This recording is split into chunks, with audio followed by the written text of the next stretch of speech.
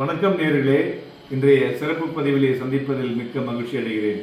சந்தைகளை பார்த்தோம்னா ஒரு குயிக்கா ரீபவுண்ட் ஆச்சுன்னு சொல்லலாம் ரீசன்ட் டவுன் ட்ரெண்ட்லேருந்து. So market capitalisation of NSE as BSE பார்த்தீங்கன்னாக்க ஒரு லோ லெவல்லேருந்து நல்லாவே இம்ப்ரூவ் ஆகிருக்கு.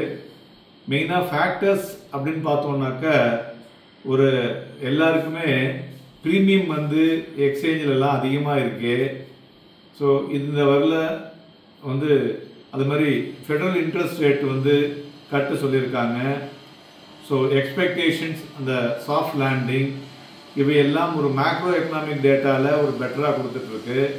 அதுமாரி ஜியோ பொலிட்டிக்கல் டென்ஷன் பார்த்தோம்னாக்க ஒரு எலிவேட்டட் லெவலில் இருந்தாலும் அது வந்து ரொம்ப ஒரு தவறான வழியில் ஒரு ஃபைட் பண்ணும் அப்படிங்கிற மாதிரியும் தெரியல. இவ்வளவும் இருந்தும் இந்த கீ கொஸ்டின் எல்லாருக்கும் இருக்கிறது என்னன்னு பார்த்தீங்கன்னாக்க, இந்த ரேலி வந்து திரும்பி விழுந்துடுமா, domestic reason or any other reason இருக்கா அப்படின்னு எல்லாருக்குமே வந்து இந்த சந்தேகம் இருந்துட்டு இருக்குங்க.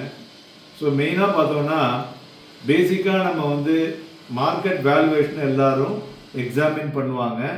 அப்படி பண்ணும் பொழுது இப்போ வந்து ஒரு crucial for determining long term performance அப்படின்னு எல்லாருக்கும் தெரியுதுங்க.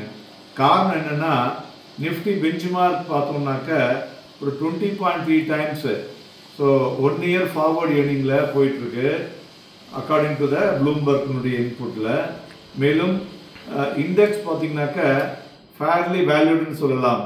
10 வருஷத்து ஃபார்வர்டு ஆவரேஜ் வேல்யூவை பார்க்கும் பொழுது 20.4 டைம்ஸ், 20.3 டைம்ஸ் இருக்கு. ஸோ மெயினாக இந்தியாவை பொறுத்தவரை நம்ம என்ன பார்க்கணும் பார்த்தீங்கன்னாக்க, ஸோ அது எக்ஸ்பென்சிவாக இருந்தாலும் compare with other markets why they have to pay the premium அப்படின்னு பார்த்தீங்கன்னாக்க, சப்போர்ட்டட் பை த ஃபேக்டர்ஸ் என்னெல்லாம் பார்த்தோம்னா corporate earning growth, stable political environment, GDP growth, இதெல்லாம் வந்து மேஜர் குளோபல் எக்கானமியில் நமக்கு வந்து ஒரு பெட்டராக கொடுத்துட்ருக்கு.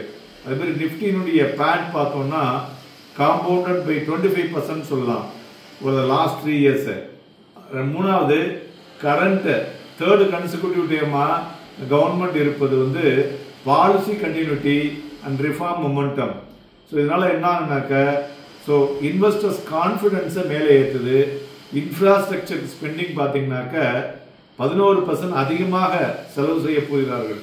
அதுமாதிரி வேரியஸ் டொமஸ்டிக் அண்ட் இன்டர்நேஷ்னல் ஏஜென்சிஸ்லாம் பார்த்தோம்னாக்க நம்மளுடைய ஜிடிபி க்ரோத்தை 7% வர வருஷத்தில் இருக்கும் அப்படின்னு சொல்லியிருக்காங்க. இது எதை சப்போர்ட் பண்ணுதுனாக்க, ஒரு favourable macro economic condition, stable currency, அதுக்கப்புறம் இந்த peaking interest rates, so moderating inflation, significant அட்வான்ஸ்மெண்ட்டில் பார்த்தோம்னாக்க டிஜிட்டல் அண்டு ஃபிசிக்கல் இன்ஃப்ராஸ்ட்ரக்சர், இதெல்லாம் தான் இந்தியாவுடைய வேல்யூவேஷன் ப்ரீமியத்தை கூட இருக்குன்னு சொல்லலாம். மேலும் உங்களுக்கு இன்னொரு விஷயம் என்ன சொல்ல வேண்டும் விருப்பப்படுறேன்னா, நிஃப்டி 50ல் பார்த்தோம்னா இப்போ வந்து ஒரு புதிய உச்சத்தில் போய் உட்காந்துருக்கு.